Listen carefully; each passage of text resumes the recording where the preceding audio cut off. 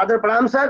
तो मैं सर्वप्रथम आमंत्रित करता हूं सीआरसी लखनऊ के यशस्वी निदेशक श्री रमेश पांडे सर को कि वे आए अवार्ड के विषय पर एक national awardee Bhupendra Tripathi ji youth icon के तौर पर जो हमारे बीच आए हैं, इस कार्यक्रम से संबंधित जो हमारे आज एक रोड मैप मिलेगा हमारे दृष्टि दिव्यांग साथियों को, हमारे विशेष आवश्यकता वाले बालकों को, कि किस तरीके से जीवन को श्रेष्ठता को प्रदान किया जाए, किस तरीके से जीवन की श्रेष्ठता को प्राप्त किया जाए, ऐसी श्रेष्ठता को, ऐसी विभूति को सुनने के लिए श्री रमेश पांडे सर को आए अपना आशीर्वचन प्रदान करें, जिससे यह कार्यक्रम गति पकड़े। आदरणीय रमेश पांडे। Thank you. आज के बहुत वेबिनार के हमारे रिसोर्स पर्सन और मुख्य अतिथि भूपेंद्र त्रिपाठी जी, जो कि मैनेजर है बैंकिंग लोकपाल कार्यालय में, रिजर्व बैंक ऑफ इंडिया। जी सर, आवाज आ रही है। नेशनल अवार्डी भी है, मोटिवेशनल स्पीकर भी हैं। और मैं भूपेंद्र त्रिपाठी जी के साथ एक कार्यक्रम में जब सीआरसी गोरखपुर का निदेशक था तो पहले भी कर चुका हूं और मैं उनको सुन चुका हूं और मुझे जानकारी है कि वो कितने ओजस्वी हैं, कितने यशस्वी हैं। और जब आरपीडब्ल्यूडी एक्ट के आलोक में जब एम्प्लॉयमेंट की बात होने लगी और हम लोगों ने चर्चा की कि इस विषय पर हमें वेबिनार करना है, इस विषय पे हमें कैपेसिटी बिल्डिंग कार्यक्रम करना है, तो सबसे पहला नाम ही भूपेंद्र साहब का आया कि उनसे अच्छा वक्ता हमें मिलना मुश्किल है। और आप आज इस कार्यक्रम से जुड़े भूपेंद्र जी, मैं आपका अपने मंत्रालय की तरफ से, सामाजिक न्याय अधिकारिता मंत्रालय, अपने विभाग दिव्यांगजन सशक्तिकरण विभाग, अपने दिल्ली के राष्ट्रीय संस्थान और सीआरसी लखनऊ की तरफ से बहुत हार्दिक स्वागत करता हूं, अभिनंदन करता हूं। ये बहुत महत्वपूर्ण है दिव्यांगजनों के लिए भी और उनके स्टेक होल्डर्स के लिए भी कि जो लोग इस क्षेत्र में काम कर रहे हैं उनको इस बहुत महत्वपूर्ण एक्ट के आलोक में, के संदर्भ में एम्प्लॉयमेंट की बातें कहाँ हैं, एम्प्लॉयमेंट एवेन्यूज के लिए क्या कहा गया है, और दूसरे तरह की जो एम्प्लॉयमेंट स्ट्रेटेजी है उसके लिए क्या कहा गया है, और उसके बारे में जितनी ही जन जागरूकता फैलेगी उतनी ही हम लोगों के लिए अच्छी बात है। उतने ही, क्योंकि अभी बहुत ही जल्दी ही आप लोगों ने देखा होगा और या देखने की कभी कोशिश करें कि हमारे मंत्रालय की वेबसाइट पे आरपीडब्ल्यूडी के हिसाब से पोस्ट आइडेंटिफिकेशन दिव्यांगजनों के लिए, सभी दिव्यांगताओं के लिए पोस्ट आइडेंटिफाई करके उसको वेबसाइट पे डाल दिया गया है। उसमें जब मैं सीआरसी गोरखपुर में था तो हम लोगों ने मिलकर उस पर बहुत कार्य किया और आज वो सब आप लोगों के सामने है। तो मैं ज्यादा समय नहीं लूंगा, मैं भी इच्छुक रहता हूं कि भूपेंद्र जी को कितना अधिक से अधिक सुना जाए। और हमारे सभी पार्टिसिपेंट्स जो आज जुड़े हैं, मैं उनसे रिक्वेस्ट करूंगा कि भूपेंद्र त्रिपाठी जी बहुत ही यशस्वी वक्ता है, बहुत ही नॉलेजेबल रिसोर्स है। तो आप सभी उन सभी को सुनिए, भूपेंद्र जी को सुनिए। और आज के कार्यक्रम के लिए मैं फिर से मेरे दोनों सीआरसी लखनऊ के प्रोग्राम कोऑर्डिनेटर्स, उनको भी शुभकामनाएं देता हूं। मेरे सारे अधिकारी, सारे कर्मचारी सीआरसी लखनऊ के, उन सभी को शुभकामनाएं देता हूं। जितने पार्टिसिपेंट जुड़े हैं आप सभी लोगों को भी शुभकामनाएं देता हूं। और मैं फिर से अपने मंत्रालय और सभी राष्ट्रीय संस्थानों की तरफ से आपका भूपेंद्र जी स्वागत करता हूं और आभार प्रकट करता हूं कि आपने हम लोगों की इनविटेशन को एक्सेप्ट किया। बहुत बहुत धन्यवाद। बहुत बहुत धन्यवाद सर, आपका ओजस्वी उद्बोधन, आपका मार्गदर्शन और आशीर्वचन हमें प्राप्त हुआ। अब मैं कार्यक्रम को आगे की तरफ बढ़ाते हुए आप सभी के बीच एक ऐसी शख्सियत को आमंत्रित करने जा रहा हूं जिन्होंने जीवन के प्रथम कालों को दृष्टि के साथ यात्रा करते हुए बिताया।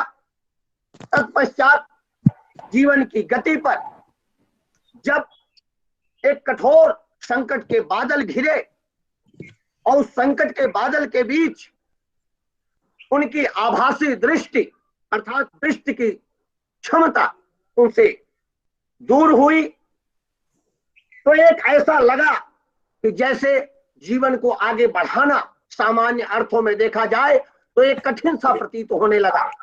लेकिन जैसा कथन है कि किसी भी परिस्थिति में जो ओजस्विता है वह किसी भी स्थिति में कहीं भी कमजोर नहीं पड़ती, उसका उदाहरण को साक्षात स्पष्ट करते हुए आज के हमारे वक्ता आदरणीय भूपेंद्र त्रिपाठी सर प्रथम 100% ब्लाइंड पर्सनालिटी जो मैनेजर के पद पर reserve Bank of India Gujarat में अपनी सेवाएं दे रहे हैं तथा राष्ट्रीय स्तर पर सम्मानित हुए हैं।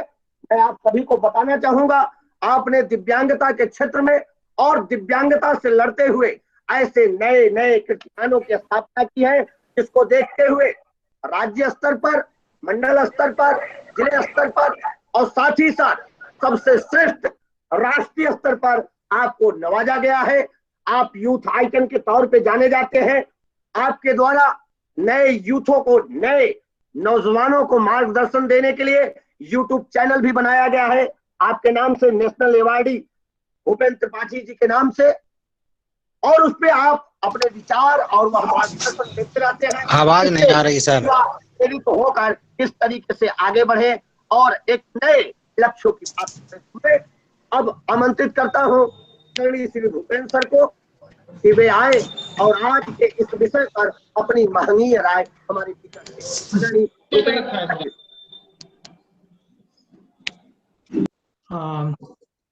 नागेश पांडे जी, आपको हमारी आवाज अच्छे से सुनाई दे रही है? जी सर, स्पष्ट आवाज आ रही सर। जी बहुत बहुत धन्यवाद।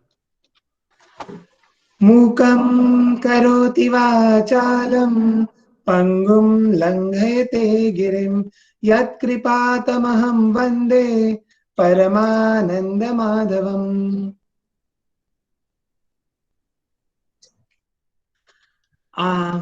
आज विश्व कैंसर दिवस है, फरवरी 4, और आज के इस दिवस के दिन जो आज ये वेबिनार का आयोजन किया है सीआरसी लखनऊ के लिए, उसके लिए मैं उनके जो यशस्वी निदेशक हैं श्री आदरणीय रमेश पांडे जी और उनकी पूरी टीम का, और जो आज के संचालक हैं नागेश पांडे जी और जो टेक्निकल टीम है, और जितने भी मेरे फेसबुक और यूट्यूब लाइव से जुड़े हुए जो मेरे श्रोतागण हैं इस समय, उन सबको मैं हृदय से अभिनंदन करता हूं और धन्यवाद फिर से पुनः अर्पित करता हूं कि मेरा इतना अच्छे से आप लोगों ने परिचय दिया और मेरे को प्रोत्साहन दिया। साथियों, आज का जो ये विषय है जो परिचर्चा का, ये काफी गंभीर है। हाँ बोलिए।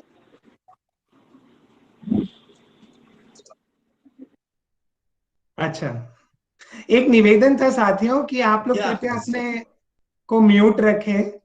तो जी, आप सब लोग अपने आप को म्यूट रखें तो अच्छा रहेगा जी, धन्यवाद। और चैट बॉक्स में बहुत ज्यादा टाइप ना करें तो मुझे डिस्टर्ब थोड़ा कम होता है। अंत में हम कुछ क्वेश्चंस ले सकते हैं, तो उस समय आपको समय दिया जाएगा। धन्यवाद। तो मैं ये कह रहा था साथियों कि ये जो आज का विषय है जो एम्प्लॉयमेंट से रिलेटेड है और आरपीडी एक्ट 2016 के संदर्भ में, ये एक बहुत ही प्रासंगिक विषय है। और इसका कारण ये है कि आप सब लोगों को ज्ञात ही है कि अभी ये कोरोना और पैंडेमिक का जो समय चल रहा है, इसमें जो मेन स्ट्रीम में जो युवा लोग हैं, उन सब के ऊपर भी एम्प्लॉयमेंट के ऊपर एक बहुत बड़ा प्रश्न चिन्ह जैसा लग गया है और एक अनसर्टेनिटी, जिसको कहते हैं अनिश्चितता हो गई है।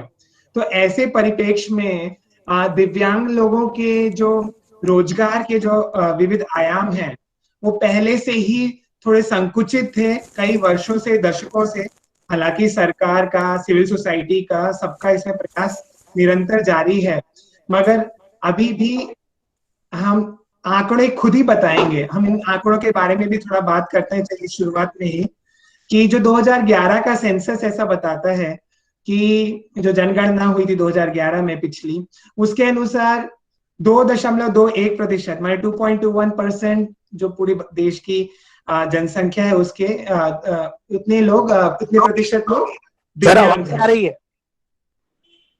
क्या आपको हमारी आवाज नहीं आ रही है? आ रही है सर। आ रही है, बहुत विजिबल है।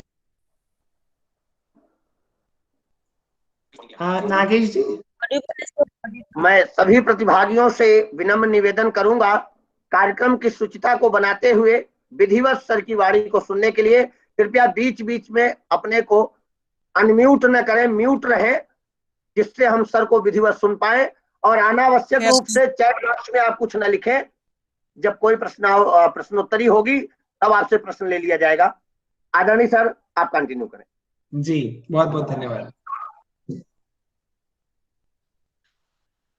तो मैं ये जैसे बता रहा था कि 2.2, मगर जो ग्लोबल एवरेज जो एस्टिमेट्स हैं, जो यूनाइटेड नेशंस के एस्टिमेट के अनुसार ये प्रतिशत अब 10 से 15% जनसंख्या का, कुल आबादी का 10 to 15% पॉपुलेशन इंडिया की ये दिव्यांगजन, पर्सन्स विद डिसेबिलिटीज का हो सकता है, ऐसा एस्टिमेट और अनुमान है ग्लोबल एक्सपर्ट्स के द्वारा। तो जब इतना बड़ा हिस्सा दिव्यांगजन है, तो इसमें जो एम्प्लॉयमेंट की भागीदारी जिसको देखी जाए, तो इसके बारे में जो आंकड़े बताते हैं ये बहुत ही डरावने आंकड़े हैं। जब आप लोगों को साथियों विदित ही है कि 1995 में जो पहला इसके बारे में कानून पारित हुआ था, जिसको हम आजकल पीडब्ल्यूडी एक्ट 1995 के नाम से जानते हैं, उसके 3 वर्ष बाद माने कि 1999 में एक एनसीपीडी ने एक स्टडी की थी, और स्टडी के जो आंकड़े इस प्रकार थे कि कुल जो दिव्यांगजन है उसमें से मात्र 0.28% लोग प्राइवेट सेक्टर में, जो प्राइवेट सेक्टर है, जो निजी क्षेत्र है, उसमें खाली 0.28%, और जो सरकारी क्षेत्र है या पब्लिक सेक्टर जिसको कहते हैं उसमें 0.54% दिव्यांगजनों की ही केवल भागीदारी थी। और अभी जो लेटेस्ट इस बारे में स्टडी हुई है वो क्या बताती है, 2019 में एक स्टडी हुई थी, वर्ष 2019 के नवंबर में, माने कुल मिला के समझ लीजिए कि ये मात्र 1 साल पुरानी ये स्टडी है और बहुत ही डिटेल स्टडी की गई थी। इस स्टडी के अनुसार जो आंकड़े बताते हैं वो ऐसा कहते हैं कि पूरे देश में 36 ऐसे राज्य हैं और केंद्र शासित प्रदेश, उनको मिला के 36 ऐसे हैं। इनमें से अधिक 35 राज्य और केंद्र शासित प्रदेशों में हालत ऐसी है कि मोर देन 50%, माने आधे से अधिक दिव्यांगजन हैं, उनके पास कोई भी एम्प्लॉयमेंट या रोजगार के अवसर नहीं है, वो अनएम्प्लॉयड हैं। कि एकमात्र एक ऐसा जो एक्सेप्शन है वो है नागालैंड का। नागालैंड एकमात्र ऐसा 36 में से राज्य है जहां पे 52% दिव्यांगजन रोजगार के, उनको रोजगार प्राप्त है, एम्प्लॉयड हैं वो लोग। तो ये आंकड़ा एक तो ये बताता है कि अक्रॉस इंडिया, माने पूरे भारतवर्ष में ये स्थिति है दिव्यांगजनों की। अगर हम जेंडर एनालिसिस करें, 2019 की जो स्टडी ऐसी बताती है कि पुरुषों में और महिलाओं में, दिव्यांगजनों में, तो उसमें तो ऐसा होता है कि 47.2% ही जो मेल दिव्यांगजन है, माने जो पुरुष है दिव्यांगजनों में, उसमें 47.2% ही केवल एम्प्लॉयड हैं। और जो महिलाएं हैं दिव्यांगजनों में, उनमें बहुत ही दयनीय स्थिति है, क्योंकि मात्र 22.3%, माने आप कुल मिला के समझ सकते हैं कि 23% से भी कम जो दिव्यांगजन महिलाएं हैं वो अभी एम्प्लॉयड हैं अक्रॉस इंडिया। तो ये आंकड़े मैंने जैसे बताया था कि एक्ट्स तो कई सारे आए हैं 1995 में। अभी निजी क्षेत्र की जैसे अगर हम बात करें तो इसके लिए हमारे पास कंपैरिजन है। जैसे कि अभी मैंने आपको बताया 1999 में जो स्टडी की थी एनसीपीडी ने, उसमें प्राइवेट सेक्टर की टॉप 100 कंपनी को कंसिडर किया गया था लिस्टेड कंपनीज में। उसमें पब्लिक सेक्टर और मल्टीनेशनल कंपनीज को के भी आंकड़े बटोरे गए थे। और जैसे कि मैंने बताया कि 1999 में मात्र 0.28%, माने 0.28% ही निजी क्षेत्र में भागीदारी थी लेबर मार्केट में। अभी 2018 में ये आंकड़ा बढ़ के हुआ था 0.47%, और 2019 में फिर से ये घट गया 0.46%। तो कहने का मतलब ये है कि ये 0.5 माने आधा प्रतिशत से भी कम अभी प्राइवेट सेक्टर में, निजी क्षेत्र में जब भागीदारी है। और जो 2016 का आरपीडी एक्ट जो पास हुआ था, इसका क्या उद्देश्य है? इसका लक्ष्य है कि निजी क्षेत्र में जो प्राइवेट सेक्टर है वहां पे कम से कम 5% की भागीदारी हो दिव्यांगजनों की वर्कफोर्स में, लेबर मार्केट में। ऐसा उद्देश्य है, ऐसा लक्ष्य है। 2016 में ये आरपीडी एक्ट पास हुआ था, 2017 में ये लागू हो चुका है। 2018 और 19 के जो निजी क्षेत्र के आंकड़े हैं, कहाँ तो 5% का लक्ष्य है और आज की जो टॉप 100 कंपनीज है, लिस्टेड कंपनीज, उसमें जो स्टडी की गई है उसके आंकड़े ये बताते हैं कि ये 0.47% था और 2018 में, और वो घटने लगा है। मतलब ये ट्रेंड है, ये गिरने लगा है, निजी क्षेत्र में और कम होती जा रही है ये हिस्सेदारी। तो ये कहीं ना कहीं बहुत बड़ा प्रश्न चिन्ह है। चलिए बात करते हैं कि अभी ये दोनों एक्ट्स के बारे में मैं थोड़ा फटाफट आप लोग को इसके बारे में बताता हूँ कि जो पीडब्ल्यूडी एक्ट 1995 था वो एक सोशल चैरिटी मॉडल जिसको कह सकते हैं उसके ऊपर था कि करुणा की दृष्टि से देखा जाता था उस समय दिव्यांगजनों को, और उसके ऊपर पूरा वो आधारित था वो एक्ट। और हालांकि इसके ठीक विपरीत जो 2016 का जो आरपीडी एक्ट है, right to person with disability act, इसको एक राइट बेस्ड मॉडल कहते हैं। माने अधिकार, दिव्यांगजनों को अधिकार देने के हेतु ये बनाया गया है। उनके अधिकार है जैसे राइट टू वर्क, ये एम्प्लॉयमेंट का, जैसे यूनाइटेड नेशंस का एक चार्टर है, United Nations convention for right to person with disability, UNCRPD. ये यूएनसीआरपीडी में भारत ने इस ट्रीटी को साइन किया था 2007 में। ठीक है साथियों, 2007 में इस यूएनसीआरपीडी को साइन करने के बाद हमारा जो नया कानून पारित हुआ है और लागू हुआ है उसमें 10 साल लग गए हैं। 2017 में जाके, 2007 में हमने साइन किया है और 2017 में जाके ये जो नया कानून है आरपीडी एक्ट 2016 का, वो 15 जून 2017 को 15 जून 2017 को ये भारत सरकार के गेजेट में आया है। हालांकि 19 अप्रैल 2017 को ये नोटिफाई हो गया था, मगर गेजेट में आते आते उसको 15 जून 2017 हो गया था। तो कहने का मतलब ये है कि सीआरपीडी यूनाइटेड नेशंस का जो ट्रीटी था, कन्वेंशन था, उसमें साइन करने के बाद भी 10 वर्ष लग गए इस कानून को नोटिफाई होने में। ये कानून नो डाउट बहुत अभूतपूर्व है क्योंकि ये राइट बेस्ड है और इसके 2 गाइडिंग प्रिंसिपल्स हैं जो कि यूनाइटेड नेशंस के चार्टर में भी हैं, और वो दोनों है राइट टू नॉन डिस्क्रिमिनेशन, माने कि किसी भी दिव्यांगजन को के साथ कोई भेदभाव नहीं किया जाएगा। स्पेशली अगर अभी आज का हमारा टॉपिक वर्कफोर्स और या एम्प्लॉयमेंट से रिलेटेड है, तो ना तो उनके रिक्रूटमेंट में या प्रमोशन में उनको एक लेवल प्लेइंग फील्ड दी जानी चाहिए। ये सुनिश्चित करना ये सरकार का और जितने भी इस्टेब्लिशमेंट्स हैं उनका ये दायित्व है। तो ये राइट का ये गाइडिंग प्रिंसिपल है। और दूसरा है रीजनेबल एकोमोडेशन। रीजनेबल एकोमोडेशन ये दूसरा गाइडिंग प्रिंसिपल है, जिसका मतलब ये है कि जहां तक हो सके जो नेसेसरी जो एडजस्टमेंट और मॉडिफिकेशन जरूरी है सोशल इंफ्रास्ट्रक्चर में या डिजिटल इंफ्रास्ट्रक्चर में या फिजिकल एक्सेसिबिलिटी में, वर्क एनवायरनमेंट में, तो ये सब की जिम्मेदारी लेनी होगी उस एस्टैब्लिशमेंट को। जहां तक अभी हम आरपीडी एक्ट की कुछ मुख्य धाराओं के बारे में बात करते हैं, तो आरपीडी एक्ट 2016 की जो सेक्शन नंबर 2 है उसमें बहुत क्लियरली डिफाइन किया है कि what is an establishment. Establishment की डेफिनेशन दी है और इसमें पब्लिक सेक्टर एस्टैब्लिशमेंट या गवर्नमेंट एस्टैब्लिशमेंट के अलावा प्राइवेट एस्टैब्लिशमेंट को भी इसमें इंक्लूड किया गया है। और प्राइवेट एस्टैब्लिशमेंट की जो परिभाषा है उसको बहुत व्यापक कर दिया गया है। इसकी परिभाषा में ना केवल जो प्राइवेट कंपनीज हैं जो कंपनी एक्ट में आती हैं, रजिस्टर्ड कंपनीज, ना केवल वो, बल्कि इसके अलावा जितने भी फर्म्स हैं, पार्टनरशिप फर्म्स हैं, जो यूनियंस हैं, जो एसोसिएशंस हैं, राइट, ये जो कोऑपरेटिव सोसाइटीज हैं, ये सारी इस आरपीडी एक्ट 2016 के अंतर्गत जो इस्टेब्लिशमेंट की परिभाषा है बड़ी व्यापक कर दी गई है, उसके अंतर्गत ये सारी इकाइयां आती हैं। तो सबसे महत्वपूर्ण बात तो यही है कि जो इसका सेक्शन 2 है वो इस्टेब्लिशमेंट को अच्छी तरह से डिफाइन करता है।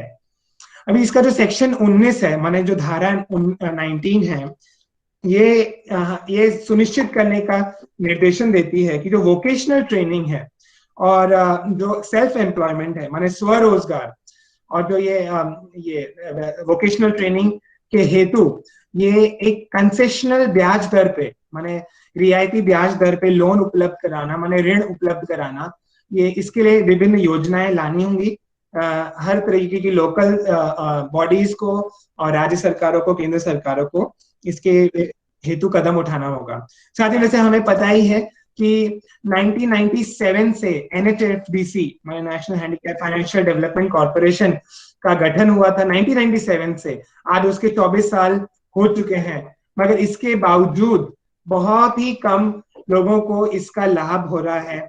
अगर हम लाभार्थियों की बात करें तो उत्तर प्रदेश एक ऐसा राज्य है जहां पे पूरे भारत में सबसे अधिक दिव्यांगजन की जनसंख्या उत्तर प्रदेश में है। तो होना तो चाहिए इस तरीके से कायदे के अनुसार कि NHFDC के जो लाभार्थी हैं वो सबसे अधिक उत्तर प्रदेश के होने चाहिए, है कि नहीं?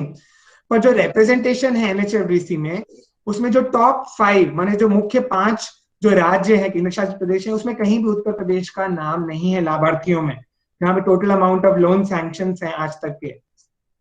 तो इस तरीके से देखा जाए, जबकि हमें ये उत्तर प्रदेश को ये देखना होगा कि इसके बारे में भी हमें जागरूकता बढ़ानी है कि NHFDC जो कि एक एपेक्स बॉडी है, ये लोन जो कंसेशनल रेट ब्याज दर पे देता है, महिलाओं को उसमें 1% का एडिशनल डिस्काउंट मिलता है इंटरेस्ट रेट पे। तो इसका अधिक से अधिक लाभ उठाया जाए। इसके दिशा में एक बात मैं ये कहना चाहूंगा कि आपको इसमें लोन पाने के लिए एक बिजनेस प्लान या प्रोजेक्ट प्लान देना पड़ता है NHFDC की या जो नोडल एजेंसी है उसको। और ये बिजनेस प्लान में जो ये लोन सैंक्शन करने वाले जो ऑफिसर्स हैं वो ये चेक करते हैं कि आपका ये कितना इनकम जनरेटिंग है, मतलब इनकम कितना प्रॉफिटेबल है, ये आपको पेपर पे लिख के दिखाना, प्रमाणित करना होता है कि हाँ इस जो हमारा प्रोजेक्ट है या बिजनेस प्लान है, इसके लिए हमें इतना फलाना रुपए की पूंजी की आवश्यकता है और इतने वर्षों में हमें इतनी आय आने की उम्मीद है और इतना हमारा मंथली जो ऑपरेशनल एक्सपेंसेस है, कुल मिला के एक जैसे बिजनेस प्लान होता है उस तरीके से हमें सबमिट करना होता है। उसके बाद ही हमें ये लोन सैंक्शन होता है। तो ये इस बारे में हमें ध्यान देना होगा। और दूसरी बात ये भी है कि एक बार हमें NHFDC से लोन मिल जाता है तो हमें उसको मतलब उसको चुकाना भी होता है समय से। ऐसा नहीं कि लोन देने के बाद मन मर्जी समय से हम चुकाते हैं, तो इससे हमारी जो क्रेडिट रेटिंग है वो हमारी बिगड़ जाती है। और एक बार हमारी क्रेडिट रेटिंग बिगड़ती है साथियों, तो जितने भी फाइनेंशियल इंस्टीट्यूशंस हैं, बाकी बैंक्स हैं, NBFCs हैं, उनमें ये हमारी जो क्रेडिट रेटिंग है वो शेयर की जाती है और आगे चल के हमें बाकी संस्थाओं से लोन लेने में, ऋण लेने में समस्याएं आ सकती हैं। लोन रिकवरी के बारे में देखा जाए तो जैसे मैं महाराष्ट्र के बारे में बताता हूँ, महाराष्ट्र है नंबर 1 है NHFDC में, सबसे ज्यादा लोन वहां के लोगों को मिलता है, दिव्यांगजनों को सैंक्शन हुआ था। मगर वहां की जो रिकवरी रेट है वो मात्र 20% है। माने सिर्फ 20% लोगों ने समय से लोन चुकाया। वो लोग लोन विलंब से रीपेमेंट करते हैं। तो इससे है ना दिव्यांगजनों के बारे में जो क्रेडिबिलिटी है उस पर बहुत बड़ा एक प्रश्न चिन्ह लगता है। ये तो मैंने सेक्शन 19 के बारे में बताया आप लोग को, जिसमें कि सेल्फ एम्प्लॉयमेंट माने स्वरोजगार के बारे में ये बताते हैं। आगे चलते हैं साथियों सेक्शन 20 के बारे में, RPD एक्ट के बारे में। सेक्शन 20 के जो सबसेक्शन 2 है वो स्पेसिफिकली रीजनेबल एकोमोडेशन को डिफाइन करता है। एग्जैक्टली जो यूनाइटेड नेशंस CRPD का जो चार्टर है उसके बेसिस पे ही वो सिमिलर डेफिनेशन है कि जो भी नेसेसरी मॉडिफिकेशन और एडजस्टमेंट है वो सरकार को करना है। इसी के संबंध में जो रूल्स गैजेट में नोटिफाई हुए थे भारत सरकार के 2017 के जून में, उसका जो रूल नंबर 3 है, उसका सबसेक्शन 4 है, वो बहुत महत्वपूर्ण है साथियों, क्योंकि वो ऐसा कहता है कि कोई भी संस्थान, कोई भी एस्टेब्लिशमेंट अगर कोई रीजनेबल एकोमोडेशन करती है किसी भी दिव्यांगजन के लिए, तो उसका जो खर्चा होता है, वो रीजनेबल एकोमोडेशन करने के लिए कोई खर्चा तो होगा ही, उसका खर्चा वो पार्शियली या फुल्ली किसी भी दिव्यांगजन जो वहां का जो एम्प्लॉय है उसके ऊपर उसको कंपेल नहीं कर सकती, उसको बाध्य नहीं कर सकती है कि आपकी सैलरी से कटेगा ये जो रीजनेबल एकोमोडेशन हमने किया है। फॉर एग्जाम्पल अगर मैं एक उदाहरण दूं कि अगर कोई दिव्यांगजन है, वो अगर किसी बैंक ब्रांच में वो नौकरी कर रहा है और उसको वहां पे सीढ़ियां हैं, कोई रैंप नहीं है, और अगर वो कोई बैंक ब्रांच वहां पे ये निर्णय लेती है कि चलिए हम यहाँ पे रैंप लगा रहे हैं, पर वो रैंप लगाने का खर्चा, आधा खर्चा आपकी सैलरी से कटेगा, तो ये सब बिल्कुल ये ग्रॉस वायलेशन है। तो कोई भी रीजनेबल एकोमोडेशन, ये तो मैंने एक उदाहरण दिया, किसी भी रीजनल एकोमोडेशन का, जैसे कोई सॉफ्टवेयर दे रहे हैं या कुछ भी टेक्नोलॉजी दे रहे हैं, असिस्टिव डिवाइस दे रहे हैं, तो किसी भी रीजनेबल एकोमोडेशन को प्रोवाइड करते समय उसका कोई भी जो पूरा का पूरा खर्चा है वो उस एस्टैब्लिशमेंट को ही वहन करना होगा। उसके लिए वो पार्शियल या फुल्ली किसी भी हालत में वो कंपेल नहीं कर सकती है किसी भी एम्प्लॉय को या ग्रुप ऑफ दिव्यांगजन को कि आपको ये वहन करना होगा। तो ये सेक्शन 20 इस बारे में महत्वपूर्ण है। आगे चलते हैं साथियों, सेक्शन 20 का सबसेक्शन 4 है वो क्या कहता है कि अगर कोई व्यक्ति को during the course of employment, माने किसी को दिव्यांग जब वो जिसने ज्वाइन किया था उस समय तो वो ठीक थे, मगर बाद में जाके उनको ड्यूरिंग द एम्प्लॉयमेंट उनको कार्यकाल के दौरान उनको कोई दिव्यांगता से वो ग्रसित हो गए, तो ऐसी स्थिति में सेक्शन 20 सबसेक्शन 4 उनको प्रोटेक्शन देता है कि वो संस्था उनको टर्मिनेट नहीं कर सकती है, डिसमिस नहीं कर सकती इस आधार पे, या तो फिर उनको डिमोट नहीं कर सकती, माने डिमोशन माने उनकी जो रैंक है उसको नीचे नहीं घटा सकती, उनको नीचे श्रेणी में ढकेला नहीं जा सकता है अगर कभी वो किसी अचानक से दिव्यांगता से ग्रसित हो जाते हैं। सेक्शन 20 का सबसेक्शन 5 है, वो भी जो रूटीन ट्रांसफर्स होते हैं, जो डेपुटेशन पे भेजा जाता है बाकी सामान्य ऑफिसर्स को या अधिकारियों को, उससे एग्जेम्पशन देता है दिव्यांगजन एम्प्लॉइज को। तो कुल मिला के ये सारी, कृपया आप प्लीज अपने आप को म्यूट कर लीजिए तो बाकी लोग डिस्टर्ब नहीं होंगे, हम सब। धन्यवाद। हाँ, आगे चलते हैं साथियों। सेक्शन 21 जो धारा 21 है आरपीडी एक्ट की, वो ये कहती है कि हर एक संस्थान में एक इक्वल अपॉर्चुनिटी पॉलिसी होनी चाहिए। तो ये इक्वल अपॉर्चुनिटी पॉलिसी एक ये कमिटमेंट होता है उस संस्थान का कि हमारा क्या उद्देश्य है, हमारा क्या दृष्टिकोण है, हम किस तरीके से सपोर्ट करेंगे, कैसे रीजनेबल एकोमोडेशन देंगे, उसका एक मैनुअल जैसा होता है, और एक ये हाईएस्ट पॉलिसी होती है, ये बोर्ड अप्रूव पॉलिसी, ये इक्वल अपॉर्चुनिटी पॉलिसी जिसको कहते हैं, ये हर एक संस्थान में होना अनिवार्य है। और यहाँ पे हर एक एस्टेब्लिशमेंट का नाम दिया है एक्ट में, जिसका मतलब ये है कि public sector as well as private sector सभी इसमें आते हैं।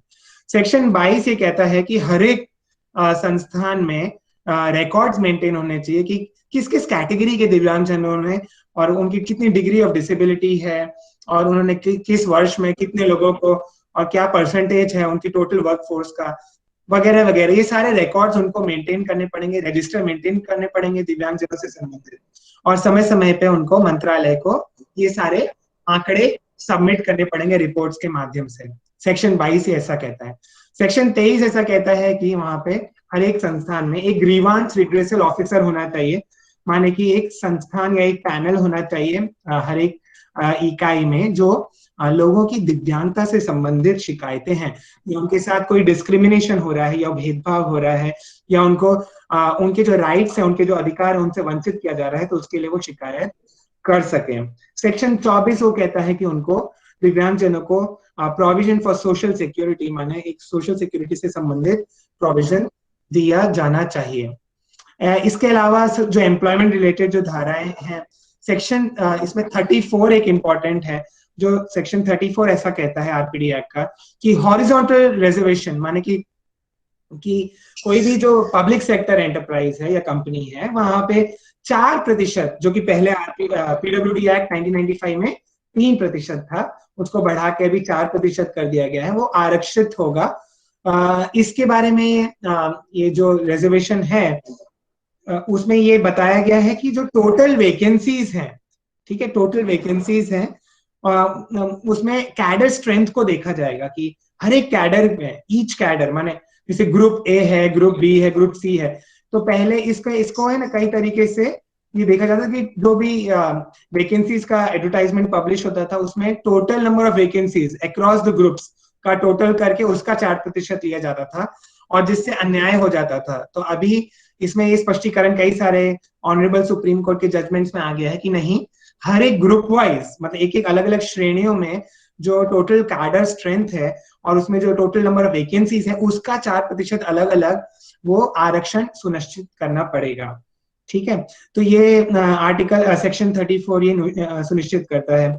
और जैसे कि साथियों हम जानते हैं कि 1995 में जो एक्ट था पीडब्ल्यूडी एक्ट, उसमें 7 तरीके की 7 कैटेगरीज ऑफ डिसेबिलिटीज थी, जिसको बढ़ा के अभी 21 तरीके की दिव्यांगताएं कर दी गई हैं, और जो कि एक रिजर्व कैटेगरी भी इसमें इंक्लूड कर दी गई है एंट्री 6 में, जिसके अनुसार कि कोई भी रेसिडुअल, माने 21 तरीके की दिव्यांगताएं तो अभी कर दी गई हैं, मगर उसके अलावा भी भविष्य में किसी और नई कैटेगरी को भी इंक्लूड किया जा सकता है, वो प्रोविजन भी इसमें है। तो ये जो रिजर्वेशन के बारे में मैं कह रहा था 4%, उसका विभाग इस तरीके से किया गया है कि 1% है, 1% वो रिजर्व है जो ब्लाइंड है और लो विजन वाले हैं, उन लोगों के लिए 1% है। दूसरा जो 1% है वो है डेफ, माने जो सुनने में असक्षम होते हैं, या हार्ड हियरिंग, माने जिनको सुनने में कठिनाई है, जो बिल्कुल नहीं सुन पाते हैं, उनके लिए 1% है। जो तीसरा 1% है वो लोकोमोटिव डिसेबल्ड है, उसमें सेरिब्रल पॉल्सी है, मस्कुलर डिस्ट्रॉफी है, लेप्रेसी क्योर्ड पेशेंट्स हैं, एसिड अटैक विक्टिम्स और ड्वार्फिज्म माने जो बौनापन है, ये सारे कैटेगरी के लोगों को मिला के 1% उनके लिए भी आरक्षित है सरकारी क्षेत्र में नौकरियों में। और इसके अलावा 1% और है जो कि ऑटिज्म, इंटेलेक्चुअल डिसेबिलिटी या लर्निंग डिसेबिलिटी, मेंटल इलनेस या मल्टीपल डिसेबिलिटी, ये 5 तरीके के लोगों को एक ही कैटेगरी में मिला के ये 1% उनके लिए आरक्षित है सरकारी क्षेत्र में। इसके अलावा इस नियम में आरपीडी एक्ट में एक ये भी प्रावधान है कि जब भी कोई इस्टेब्लिशमेंट माने सरकारी इस्टेब्लिशमेंट चाहे तो वो ये आरक्षण से एग्जेम्प्ट कर सकती है किसी डिपार्टमेंट को, माने कि वो छूट दे सकती है कि हाँ फलाने डिपार्टमेंट को आरक्षण नहीं देना है किसी भी दिव्यांगजन को। इसके लिए ये नोटिफिकेशन करने से पहले उसको जो chief commissioner of persons with disability CCPD की को कंसल्ट करना पड़ेगा। उनकी कंसल्टेशन या उनके एडवाइस के पश्चात ही वो ऐसा नोटिफिकेशन दे सकते हैं कि हम हमारे उसको नहीं देंगे फलाना कैटेगरी, जिनको आज तक हम दे रहे थे, आज के बाद से हम इन पर्टिकुलर दिव्यांग जनों को कैटेगरी के हम उनके लिए आरक्षण नहीं सुनिश्चित करेंगे। अगर ऐसा वो कर रहे हैं तो इसके लिए उनको सीसीबीडी का एक एडवाइस लेना होगा, उनसे कंसल्ट किए बिना वो ये नहीं कर सकते हैं। आगे चलते हैं साथियों, सेक्शन 35 जो धारा 35 है वो निजी क्षेत्र में इंसेंटिव बेस्ड रिजर्वेशन की बात कहती है। माने ये बाध्य नहीं करती है निजी क्षेत्र को, प्राइवेट एस्टेब्लिशमेंट को ये कंपेल नहीं करती है, मगर ये बोलती है कि उनको भरसक यथासंभव प्रयत्न करना होगा कि उनकी जो टोटल वर्क फोर्स है उसका कम से कम 5% वो दिव्यांगजनों को सुनिश्चित करें कि वो उनको भर्ती करें। और इसके लिए इंसेंटिव्स देने की भी बात कही गई है कि ज्यादा से ज्यादा इंसेंटिव दिए जाएं राज्य सरकार द्वारा या लोकल बॉडीज हैं उनके द्वारा या तो केंद्र सरकार के द्वारा, योजनाओं के द्वारा। तो अभी फिलहाल तो मात्र एक ही इंसेंटिव दिया जाता है और वो इंसेंटिव इस प्रकार है प्राइवेट सेक्टर्स के लिए, वो इंसेंटिव इस प्रकार है साथियों कि यदि कोई दिव्यांगजन को भर्ती करता है प्राइवेट सेक्टर में और उसकी अगर मंथली इनकम, अगर मासिक आय 25,000 या उससे कम है, तो उसका जो ईपीएफओ है, जो प्रोविडेंट फंड है, एम्प्लॉय प्रोविडेंट फंड का जो कंट्रीब्यूशन है एम्प्लॉयर का, देखिए ईपीएफओ जो प्रोविडेंट फंड के 2 कंट्रीब्यूशन के पार्ट होते हैं, एक एम्प्लॉयर का होता है और एक एम्प्लॉय का होता है। तो जो एम्प्लॉयर का जो कंट्रीब्यूशन है 3 साल तक उसका वहन सरकार करती है और ये इसका एक प्रावधान सेक्शन 35 के इंसेंटिव्स के अंदर में आता है। और इसके अलावा एक ये भी है कि हालांकि मेरा ये मानना है कि ये जो इंसेंटिव है ये कुछ खास इसका फायदा नहीं हो पाया है जितना होना चाहिए था, क्योंकि देखिए हम अभी जैसे मैंने आपको आंकड़े बताए थे शुरुआत में, 2017 में ये एक्ट आ चुका है, उसके बाद भी 2018 और 19 के आंकड़े हम देखते हैं तो प्राइवेट सेक्टर में और गिरते जा रहा है, दिव्यांगजनों की जो भागीदारी है वो गिरती जा रही है और अभी भी वो आधे 0.5% से भी कम है, कहाँ तो 5% का लक्ष्य है। चलिए आगे चलते हैं सेक्शन 37 में, जो कि ये बताता है कि स्पेशल एम्प्लॉयमेंट एक्सचेंजेस का प्रावधान है सेक्शन 37 में। सेक्शन 62 जो आरपीडी एक्ट का है 2016 का, वो ये कहता है कि जो chief commissioner persons with disability या तो कमिश्नर पर्सन्स विद डिसेबिलिटी है, वो एक स्टैट्यूटरी बॉडी है और वो उनको ये पावर दिया गया है कि they can look into the complaints, ठीक है ना, जो भी एम्प्लॉयमेंट में यदि किसी को डिस्क्रिमिनेशन हो रहा है और उसके बारे में they can take necessary steps. तो साथियों इसके बारे में मुझे आप लोग को ये बताना है कि जो एक्ट में जो शब्द लिखे हैं कि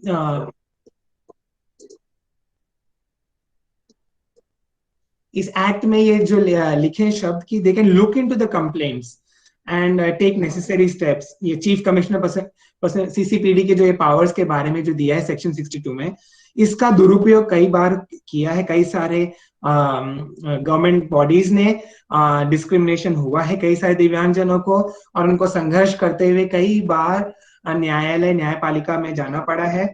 और इसके कई सारे जो फेमस जो जजमेंट्स हैं उनके बारे में मैं आप लोग को कुछ बताना चाहता हूँ। जो सबसे फेमस जो जजमेंट है वो गीताबेन पटेल का जो कहा जाता है जो केस है, जिसमें ऑनरेबल सुप्रीम कोर्ट ने, इनका ये केस ऐसा था कि ये प्राइमरी टीचर थी, प्राइमरी स्कूल की टीचर थी, और लंबे समय तक इनको ये छुट्टी पे जाना पड़ा था क्योंकि उनको अचानक मेंटल इलनेस हुई थी, माने मानसिक बीमारी। और ये चालू जॉब में, माने उनकी कार्यकाल के दौरान इनको अचानक से ये दिव्यांगता से ग्रसित हुई थी, और इसके बाद इनको इनकी नौकरी से डिसमिस कर दिया गया था, जो कि इनके अधिकारों का ये खुल्लम खुल्ला इसका वायलेशन था। और जब इसके बारे में सीसीपीडी ने उनको निर्देश दिया तो उसके निर्देश को मानने से उन्होंने मना कर दिया। और उस संबंध में फिर अंततः जब ये बात सुप्रीम कोर्ट के पास पहुंची थी तो सुप्रीम कोर्ट ने अपना एक लैंडमार्क जजमेंट दिया था, और उसमें उन्होंने ये कहा था कि ये जो सीसीपीडी का जो ऑर्डर्स होते हैं ये एक मात्र फॉर्मेलिटी के लिए, एम्प्टी फॉर्मेलिटी के लिए नहीं है, और इनको एक प्रोटेक्शन पावर है सीसीपीडी को, चीफ कमिश्नर पर्सन डिसेबिलिटी को, कि इस पावर के अंतर्गत वो इंश्योर कर सकते हैं कि किसी का भी अगर अधिकारों का दमन हो रहा है, किसी भी एम्प्लॉय, किसी भी दिव्यांगजन का, किसी भी एम्प्लॉय का, किसी भी एम्प्लॉय के द्वारा उनके अधिकारों का दमन हो रहा है, तो उसके ऊपर ये सुनिश्चित करने का इनको अधिकार है सीसीपीडी को। एक और एक केस है जो प्रकाश कुमार जी का एक बहुत फेमस केस है, जिसमें वो उनको लोअर लिम्ब की डिसेबिलिटी थी, और उसके बावजूद उन्होंने इलेक्ट्रिकल इंजीनियरिंग सर्विस में सिलेक्शन किया था। रेलवे बोर्ड ने उनको नॉर्मल एक परीक्षा में, कॉम्पिटिटिव एग्जाम में पास होने के बावजूद भी उनको अपॉइंटमेंट ऑर्डर नहीं दिया। और इस संबंध में भी जब उनकी बात सीसीपीडी ने जजमेंट पास दिया, ऑर्डर दिया, तो उन्होंने, रेलवे बोर्ड ने उसको मानने से मना कर दिया कि ये अधिकार नहीं है सीसीपीडी को, वो खाली रेकमेंड कर सकती है, और वो निर्देश नहीं दे सकती। और इस बात को उल्टाया है हमारे माननीय ऑनरेबल सुप्रीम कोर्ट ने, ये दोनों जजमेंट्स में, ये प्रकाश कुमार जी का जो जजमेंट है और ये गीताबेन पटेल जी का जजमेंट है। तो साथियों में इस बात को ध्यान रखना पड़ेगा। इसके अलावा नॉन डिस्क्रिमिनेशन से रिलेटेड भी आरपीडी एक्ट में प्रावधान है कि प्रमोशन करते समय भी कोई भी भेदभाव या डिस्क्रिमिनेशन नहीं होना चाहिए। हालांकि इस एक्ट के बावजूद भी कई बार दिव्यांगजनों को प्रमोशन से होने से वंचित किया जाता है, और उनको इतना equal opportunity, level playing field नहीं दी जाती है। और इस संबंध में कई बार कई सारे दिव्यांगजनों को संघर्ष करना पड़ा है न्यायपालिका में। और साथियों, महत्वपूर्ण बात यह है, आप लोग को याद करना होगा और हर्ष होगा कि 14 जनवरी 2020, माने जो पिछले साल जो जजमेंट आया है सुप्रीम कोर्ट का सिद्धूराज वर्सेस कर्नाटका स्टेट गवर्नमेंट के केस में, वो जजमेंट इस सारी पुरानी के, ये इसका फाइनल अथॉरिटी है, ये उसकी परिणति है एक तरीके से देखा जाए, कि जो इस निर्देश देता है कि रिजर्वेशन प्रमोशन में भी उनको देना होगा सरकारी क्षेत्र में नौकरियों में दिव्यांगजनों को। तो इस तरीके से देखा जाए साथियों, 2020 में ये जजमेंट आया था, और उसके बाद मिनिस्ट्री ऑफ सोशल जस्टिस जो है, हमारा मंत्रालय है सेंट्रल गवर्नमेंट का, गवर्नमेंट ऑफ इंडिया का, उन्होंने तो एक ऑफिस मेमोरेंडम इशू कर दिया इस बारे में कि हाँ, कि अभी प्रमोशन में भी रिजर्वेशन करना है सुप्रीम कोर्ट के जजमेंट के अनुसार। मगर आप लोग जानते होंगे कि 1 साल होने को आए हैं इस जजमेंट को आए हुए, और अभी तक डीओपीटी ने और बाकी सारे संबंधित मंत्रालयों ने अपने अपने, जैसे डिपार्टमेंट ऑफ फाइनेंशियल सर्विस है, डीएफएस है, उन सब लोगों ने अभी तक इस संबंध में ये नोटिफिकेशंस या ऑफिस मेमोरेंडम सर्कुलर्स नहीं इशू किए हैं, और अभी भी हमें उसकी प्रतीक्षा है। तो संघर्ष चालू है, और ये हालांकि बहुत कुछ सकारात्मक हुआ भी है और बहुत कुछ आगे भी करना बाकी है। साथियों, मैं ये कहना चाहूंगा कि 1995 का एक्ट के बाद हमने देखा कि जो आरपीडी एक्ट 2016 है वो बहुत कुछ नए नए अधिकार देता है यूएनसीआरपीडी एक्ट के अनुसार। मगर उसके बावजूद जो अभी भी जो पुराने ऑफिस मेमोरेंडम्स हैं उसी को अपडेट नहीं किया गया है, ये बहुत बड़ी दिक्कत है। अभी भी जो पुराने 2005, 2006 कि जैसे कि बैकलॉग से रिलेटेड है या कैरी फॉरवर्ड से रिलेटेड। माने कैरी फॉरवर्ड का अर्थ ये होता है कि अगर किसी वर्ष दिव्यांगजनों की भर्ती आरक्षित है और किसी भी कारण से जो उनका 4% रिजर्वेशन है वो पूरी सीट्स फिल नहीं हो पाती हैं, तो वो कैरी फॉरवर्ड अगले साल किस तरीके से होनी है, अगले रिक्रूटमेंट ईयर में, अगले साल माने अगले रिक्रूटमेंट ईयर में। इस बात का हमें ध्यान रखना होगा, क्योंकि कोई भी संस्था है, कोई जरूरी नहीं कि हर साल वो एडवर्टाइजमेंट निकाले वैकेंसीज के अनुसार। वो 2 साल बाद 3 साल बाद जब भी अगला वो रिक्रूटमेंट ईयर करती है तो उसको वो कैरी फॉरवर्ड पिछले साल का जो है वो करना चाहिए, ये ऐसा निश्चित है। पर कई सारे बैकलॉग से रिलेटेड स्पेशल ड्राइव्स भी कुछ कुछ डिपार्टमेंट्स ने निकाला है, हालांकि अभी भी बहुत सारा बैकलॉग है, बहुत सारा 1995 से लेकर अभी तक का अलग अलग कैटेगरी में। इस संबंध में एक ये भी हमें बात ध्यान देना होगा कि अगर किसी एक कैटेगरी में वैकेंसी अनफिल्ड होती है और वो कैरी फॉरवर्ड होती है अगले रिक्रूटमेंट ईयर में, तो वो एस्टैब्लिशमेंट के पास ये राइट होता है कि वो जो 4 कैटेगरीज हैं उसमें इंटरचेंजेबली उस कोटे को, जो आरक्षण का जो कोटा है, उसको आप इधर उधर इंटरचेंजेबली आपस में वो अदला बदली कर सके, ये उसको अधिकार दिया है इस एक्ट के अनुसार। तो आगे बढ़ते हुए मैं ये कहना चाहूंगा कि साथियों की ये सारे एक्ट्स तो अपनी जगह पे हैं, मगर कई बार हमने देखा है कि इसका जो अनुपालन है या कंप्लायंस है ये ठीक से नहीं हो पाता है। एक और मैं उदाहरण देना चाहूंगा साथियों, जैसे कि ये एक आर्यन राज का जो एक केस बहुत फेमस है कि उन्होंने, वो इंटेलेक्चुअली डिसेबल्ड थे और उनको गवर्नमेंट कॉलेज ऑफ आर्ट्स में उनका एडमिशन का जो क्राइटेरिया था एप्टीट्यूड टेस्ट में, उसमें जो नॉर्मल लोगों के लिए जो 40% का कट ऑफ था, ये उनको सेम कट ऑफ होने के कारण उनको एडमिशन डिनाई किया गया था। हालांकि जब वो कोर्ट में गए तो कोर्ट ने ये पाया कि उस एडमिशन में रिलैक्सेशन दिया गया था शेड्यूल कास्ट और शेड्यूल ट्राइब लोगों को। 40% कट ऑफ की जगह पे उनको 35% का कट ऑफ रिलैक्सेशन था SC/STs के लिए। तो कोर्ट ने, ऑनरेबल सुप्रीम कोर्ट ने और दिल्ली हाई कोर्ट ने, सॉरी माफ कीजिएगा, ये अपने ऑब्जर्वेशन में कहा कि जो दिव्यांगजन है वो SC/ST के छात्रों के समान वो भी सोशली बैकवर्ड होते हैं, तो कम से कम उनके जितना हम SC/ST को रिजर्वेशन रिलैक्सेशन देते हैं एडमिशन क्राइटेरिया में या कट ऑफ मार्क्स में, कम से कम उतना तो रिलैक्सेशन देना ही होगा नौकरियों में जो कॉम्पिटिटिव एग्जाम्स में कट ऑफ होता है, या तो फिर एडमिशन में, हायर एजुकेशन में, कॉलेजेस के एडमिशन में जो क्राइटेरिया होता है उसमें SC/ST के जितना। और ये जो निर्णय आया है वो अभी जुलाई 2020 में ये निर्णय आया है। और इसमें हालांकि एक बहुत पुराना ये अनमोल भंडारी का केस इसमें पहले हो चुका था, मगर मैं जैसे कहता हूँ साथियों कि पहले 2012-13 में भी ऐसा एक जजमेंट आ चुका था, मगर उसके बावजूद भी एक बार जजमेंट आने के बाद, RPD एक्ट होने के बाद भी कई बार जागरूकता के अभाव में कई सारे जो सरकारी कॉलेजेस हैं या सरकारी संस्थान हैं, वो नियुक्ति के समय, रिक्रूटमेंट के समय या एडमिशन देते समय ये RPD एक्ट के वायलेशन करते हैं, CCPD की बातों को नहीं सुनते हैं और बात पे फिर दिव्यांगजनों को न्यायपालिका के दरवाजे खटखटाने पड़ते हैं। तो इसका कंप्लायंस को सुनिश्चित करना एक बहुत नितांत आवश्यकता है, यही मेरा कहना है। और इस संबंध में मैं ये कहना चाहता हूँ कि हमें जापान का उदाहरण लेना चाहिए। जापान एक ऐसा देश है साथियों जहाँ पे 2% आरक्षण, 1.98% का आरक्षण सरकारी क्षेत्र में एक्ट के अनुसार वहां के है। पर वहां पे अगर कोई भी गवर्नमेंट बॉडी अगर नहीं देती है, इतना कंप्लायंस नहीं करती है, तो उसके बाद पेनाल्टी का प्रावधान है। हमारे देश में भी प्रावधान पेनाल्टी का भी करना पड़ेगा। जब तक ये पिनलाइज नहीं होगा तब तक शायद से ये कंप्लायंस नहीं होगी। तो ये मेरा एक सुझाव है इस मंच के द्वारा। और दूसरा, मुझे एक ये रिपब्लिक ऑफ कोरिया का एग्जाम्पल याद आ रहा है, क्योंकि मैं कोरिया में ऐसा होता है साथियों, साउथ कोरिया में, कि वहां पे जो प्राइवेट सेक्टर है और पब्लिक सेक्टर है दोनों में दिव्यांगजनों का पार्टिसिपेशन होता है। पर जो वहां का निजी क्षेत्र है उसमें 7 टाइम्स माने 7 गुना अधिक ज्यादा दिव्यांगजनों का लेबर पार्टिसिपेशन है compare to the public sector. सरकारी क्षेत्र में जितने दिव्यांगजन कोरिया में जॉब करते हैं उससे 7 गुना अधिक ज्यादा दिव्यांगजन वहां के निजी क्षेत्र में है। तो हमारे यहाँ तो बिल्कुल इसका उल्टा है। हमारे यहाँ तो जो सरकारी क्षेत्र में जितना उसके आधे से भी कम है निजी क्षेत्र में, और वो भी आधे, मतलब 0.5% ही लोग हैं अभी तो। अभी तो कोरिया का एग्जाम्पल भी हमें देखना होगा।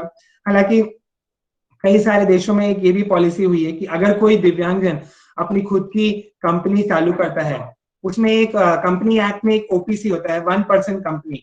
तो अगर कोई 1% कंपनी, अगर अकेला कोई दिव्यांगजन अगर खुद की फर्म खोलता है, कंपनी खोलता है, या तो कोई भी, और अगर वो कोई मशीन के पार्ट्स या कुछ मैन्युफैक्चर करता है, कुछ भी करता है, तो सरकार, कई सारे देशों में ऐसा होता है कि उसकी प्रोक्योरमेंट पॉलिसी ऐसा सुनिश्चित करती है उसको कम से कम साल में एक सरकारी ऑर्डर उस कंपनी को, जहां पे 50% से अधिक दिव्यांगजन या तो एम्प्लॉय है, या तो उसके जो प्रमोटर है, फाउंडर हैं, वो दिव्यांगजन है।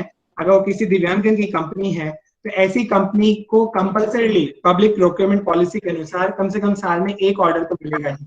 तो इस तरीके से अगर कुछ इंसेंटिव्स हमारे देश में भी शुरू हो जाएं, तो काफी अधिक प्राइवेट सेक्टर में भी एम्प्लॉयमेंट शुरू होगा। इसके अलावा एक सुझाव मेरा ये भी है कि जो CSR है, जो कॉर्पोरेट सोशल रिस्पॉन्सिबिलिटी के जो फंड्स होते हैं, जो प्रॉफिटेबल कंपनीज है, 3 साल तक, जो पिछले 3 वर्षों से जो प्रॉफिट का 3% उनको कॉर्पोरेट सोशल रिस्पॉन्सिबिलिटी फंड के अंतर्गत देना है।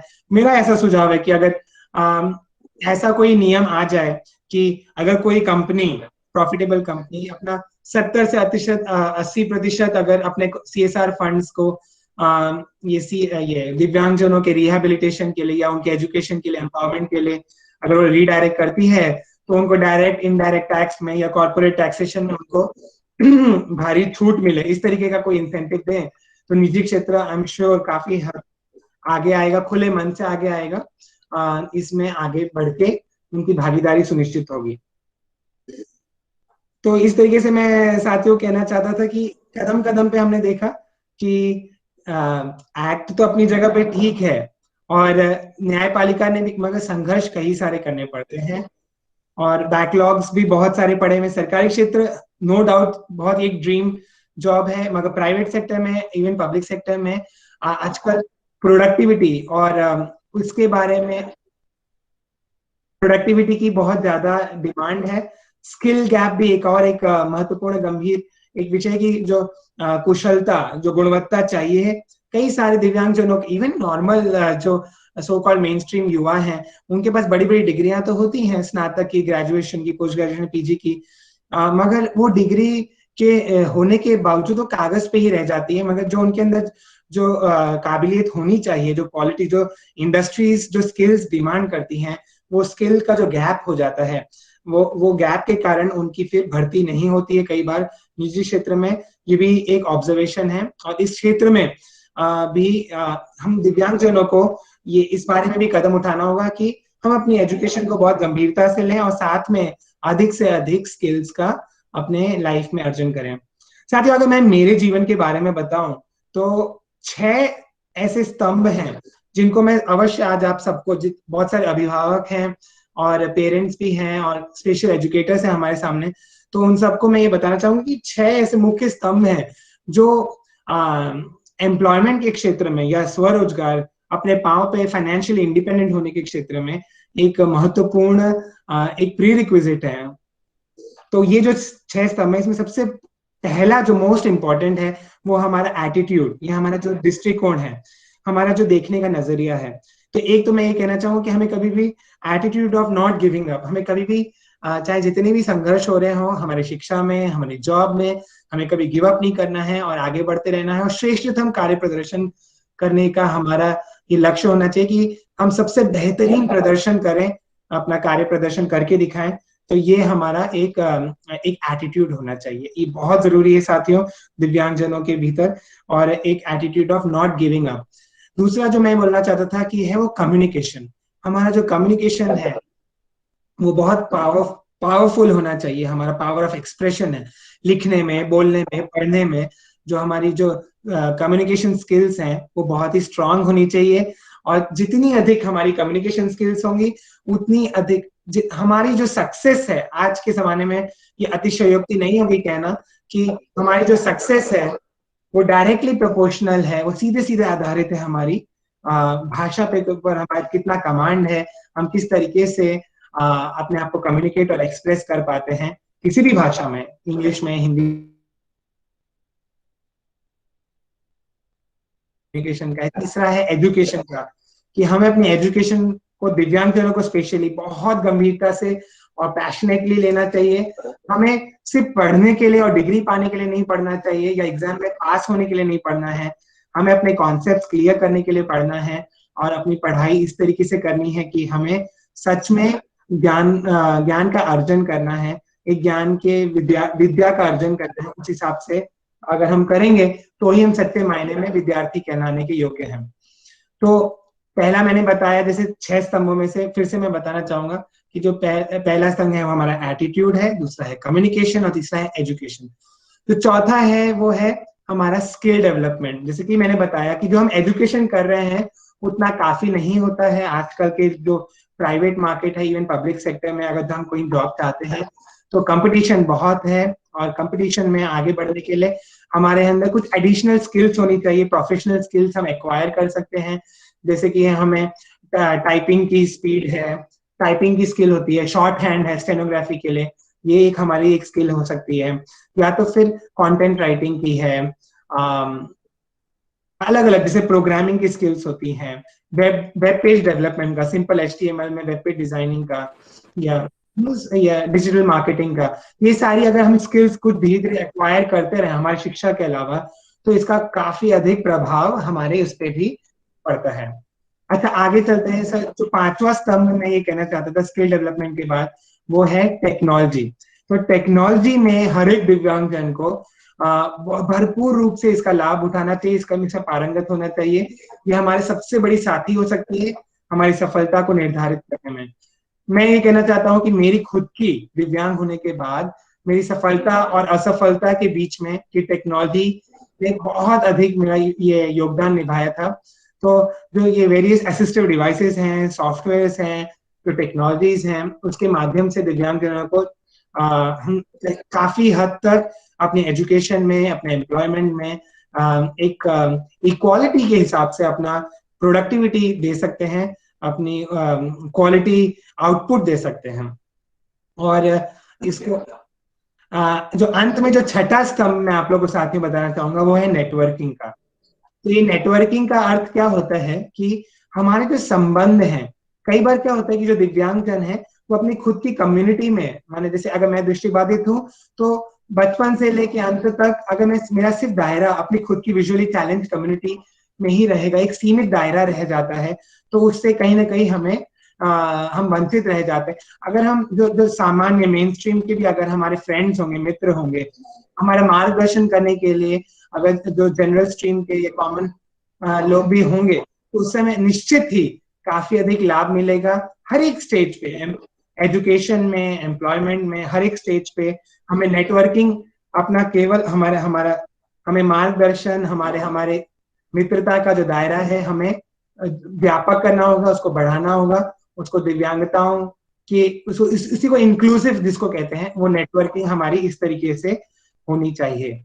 तो मैंने खुद के मेरे जीवन में ये 6 सूत्रों को अपनाया था। तो यही मैं किसी को भी अपने करियर में अगर सक्सेस पानी है तो उसको अपना एटीट्यूड, उसको अपनी कम्युनिकेशन, एजुकेशन, उसकी स्किल डेवलपमेंट, उसकी टेक्नोलॉजी पे जो ग्रिप है वो, और लास्ट में नेटवर्किंग, ये जो 6 सूत्र हैं, इसको अगर वो अपना ले अपने जीवन में तो करियर में तब तक उसको ऐसे हाथ पे हाथ धरे बैठना नहीं है और शिकायत नहीं करनी है, बैठ के विलाप नहीं करना है, और अपने ऊपर भी ये कार्य करना है। हर एक दिव्यांगजन को, स्पेशल एजुकेटर्स जो यहाँ पे हैं, उनके ऊपर काफी बड़ी जिम्मेदारी है कि आप मात्र सिलेबस का ना पढ़ाएं, और ये जो 6 सूत्र मैंने बताए हैं, ये 6 सूत्रों के आधार पे लोगों आपके जो स्टूडेंट्स हैं उनका आत्मविश्वास बढ़ाएं, उनका सेल्फ कॉन्फिडेंस बढ़ाएं। ये 6 सूत्रों के आधार पे उनके ये एटीट्यूड में उनको एक पैशन दिलाएं।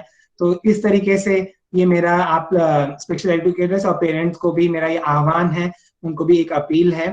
और अंत में साथियों मैं 2-3 मिनट लूंगा संक्षेप में अपने जीवन के बारे में। हालांकि हमारे जो संचालक महोदय हैं उन्होंने बहुत अच्छे से, पांडे जी ने बताया था, नागेश जी ने, मगर फिर भी मैं अपने शब्दों में कहना चाहूंगा कि पहले मैं 2012 की बात है, उससे पहले मैं TCS यानी कि टाटा कंसल्टेंसी सर्विसेज में एक IT एनालिस्ट के जैसे, एक सॉफ्टवेयर प्रोग्रामर के जैसे मैं अपना एक कार्यकाल था मेरा 8 साल से अधिक, मैंने वहां पे आईटी कंपनी में जॉब की थी, प्राइवेट सेक्टर के निजी क्षेत्र में वो कंपनी जॉब थी मेरी। पर अचानक से नियति ने एक ऐसा करवट लिया कि सब कुछ जीवन में बिखर के रह गया। और हुआ ऐसा था साथियों कि 2012 में एक बार मुझे पैरालिटिक अटैक आया, माने पैरालिसिस जिसको कहते हैं। और जब एमआरआई स्कैन से पता किया तो पता चला कि ये पैरालिसिस इसलिए हुआ है क्योंकि मेरी रीढ़ की हड्डी में कई सारी गांठें हैं या ट्यूमर्स हैं, स्पाइन में कई सारे ट्यूमर्स हो गए थे। और बायोप्सी से पता चला कि ये जो कैंसर है ये मेरा अभी लास्ट स्टेज में पहुंच गया है, माने ये 4th स्टेज में कैंसर पहुंच चुका है। और मेरे बचने की कोई उम्मीद नहीं थी उस समय। ऑन्कोलॉजिस्ट लोगों ने कहा था कि मात्र 5 से 6 हफ्ते ही मेरे जीवन में शेष बचे हैं। और ये 2012 की बात है साथियों, और आज 2021 है।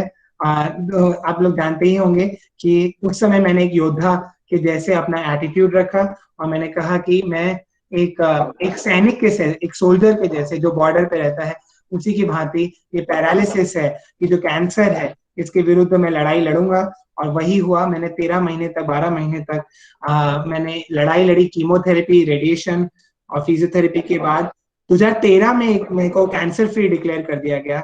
अब मैंने कैंसर को पूरी तरीके से हरा दिया था। फिर मेरे परिवार को और हम सबको एक खुशी की लहर दौड़ गई थी जब हमें पता चला कि हमने एक असंभव से दिखने वाले कैंसर जैसे महान शत्रु को भी हरा दिया था। पर हम जब गिर के मतलब इमोशनली, फाइनेंशियली और फिजिकली एग्जॉस्ट हो गए थे और वापस मैंने सोचा था कि मेरे आंखों में सपने फिर से तैर रहे थे कि वापस मैं मेरा एक आईटी करियर ज्वाइन करूंगा। उस समय मुझे जीवन में दोबारा एक ऐसा झटका लगा कि पांव के नीचे से जैसे कहते हैं जमीन खिसक गई। और मुझे बताया गया आई डॉक्टर्स के द्वारा कि मेरे दोनों आंखों की जो नसें हैं वो ऑप्टिक नर्व एट्रोफी के कारण वो इरिवर्सिबली डैमेज हो गई हैं। और जो भी कुछ मुझे थोड़ा बहुत दिखता था 2013 में, वो अगले 2-3 महीने में वो मेरा धीरे धीरे कम होके शून्य हो गया। और 2013 में एक ऐसा समय आया कि अचानक से जब मैंने कैंसर पे विजय प्राप्त की थी और मुझे वापस मेरा करियर ज्वाइन करना था, उस समय मैंने ये अपने आप को पाया कि मैं चारों तरफ अंधकार, मतलब लाइट परसेप्शन भी नहीं बचा था और सूर्य की एक किरण भी नहीं दिख रही थी। 2013 में एक ऐसा समय आ गया था और कहीं ना कहीं इतनी निराशा और हताशा कैंसर से लड़ते समय भी नहीं हुई थी जितनी जब मुझे पता चला कि हाँ, अभी तक हमने दिव्यांगजनों के बारे में सुना था कि हाँ फलाना कोई दिव्यांगजन है, ऐसी कोई योजना है, ये वो, मगर जब खुद पे बनती है, खुद पे आप बीती होती है, तब पता चलता है कि दिव्यांगता कितनी गंभीर है, ये समस्या कितनी जटिल है। और सबसे बड़ा मेरे आंख के सामने यही था प्रश्न कि अब आगे मैं फिनेंशियली कैसे अब इंडिपेंडेंट होऊंगा। पर मैंने ये कहते हैं कि फिर हार नहीं मानी, कमर कस ली और ब्रेल का सहारा लिया। Braille English, Braille Hindi, Braille Gujarati में फटाफट 3-4 महीने में मैंने लिखना पढ़ा, वापस क ख ग ABCD लिखना पढ़ना शुरू किया। बाद में मुझे धीरे धीरे पता चला कि मैं ये सॉफ्टवेयर्स भी आते हैं जिसके माध्यम से मेरा स्मार्टफोन और मेरा लैपटॉप, कंप्यूटर ये सब भी यूज कर सकता हूँ। दृष्टि जाने के बाद भी जॉस और NVIDIA ये सारे सॉफ्टवेयर मैंने इंस्टॉल किए और फिर मैंने पीछे मुड़ के नहीं देखा साथियों, कॉम्पिटिटिव एग्जाम्स की तैयारी की। 2014 में मैंने 8 से अधिक कॉम्पिटिटिव एग्जाम्स क्रैक किए। 2015 में मैंने साथियों में, जैसे कि पांडे जी ने बताया कि मैं RBI गुजरात के 65 साल के इतिहास, लगभग 70 साल के इतिहास में मैं पहला व्यक्ति ऐसा बना जो दृष्टिबाधित व्यक्ति था जिसकी नियुक्ति हुई थी किसी भी पद पे। RBI गुजरात के इतिहास में ऐसा नहीं हुआ था। एक मैंने कीर्तिमान स्थापित किया और वो भी मैंने क्लास 1 ऑफिसर के जैसे एज ए मैनेजर मेरी नियुक्ति की गई। और उसके बाद जो 3.5 महीने की एक कठिन ट्रेनिंग होती है RBI में, ऑल ओवर इंडिया में से जो मैनेजर्स सिलेक्ट होते हैं उनकी ट्रेनिंग होती है चेन्नई में। वहां पे उस ट्रेनिंग के अंत में मुझे outstanding training for best overall performance award से मुझे सम्मानित किया गया था। माना कि जितने भी मैनेजर्स सिलेक्ट हुए थे उस वर्ष हमारे बैच में, मेरे को सर्वश्रेष्ठ बेस्ट परफॉर्मेंस का मुझे अवार्ड मिला था वहां पे, जो कि बहुत बड़ी उपलब्धि थी। और मगर उस उपलब्धि के होने के बाद भी ऐसा नहीं कि मैं चुपचाप बैठ गया, हाँ कि मुझे एक उपलब्धि मिल गई है तो अब मुझे आगे कुछ नहीं करना है, नहीं।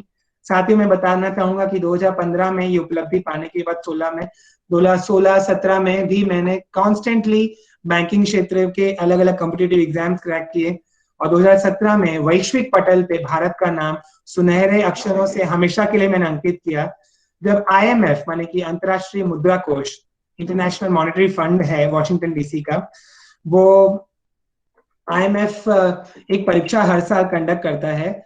उस परीक्षा को पास करने वाला पूरे विश्व का मैं पहला ब्लाइंड व्यक्ति बना, पूरे विश्व का फर्स्ट विजुअली चैलेंज व्यक्ति ऐसा बना जिसने उस एग्जाम को पास किया है। इस तरीके से भारत का नाम, और उसमें भी मेरे को 93% आए थे, माने 93% से मैंने वो एग्जाम को पास किया। और इस तरीके से देश का नाम, भारत का नाम आज पूरे विश्व पे मैंने सुनहरे अक्षरों में ये परचम फैलाया। और इसी कारण और मेरे कार्य की मतलब रिजर्व बैंक में भी जो मेरी डे टू डे लाइफ में जो मेरी परफॉर्मेंस थी उसको देखते हुए RBI ने मेरा नाम रेकमेंड किया 2018 में भारत सरकार को। बेस्ट एम्प्लॉय का जो नेशनल अवार्ड होता है उससे मुझे फिर 2018 में नवाजा गया था, जिसमें जो सर्वश्रेष्ठ दृष्टिबाधित कर्मचारी 3 दिसंबर को नई दिल्ली के विज्ञान भवन में। तो इस प्रकार से ये मेरी छोटी सी जर्नी है।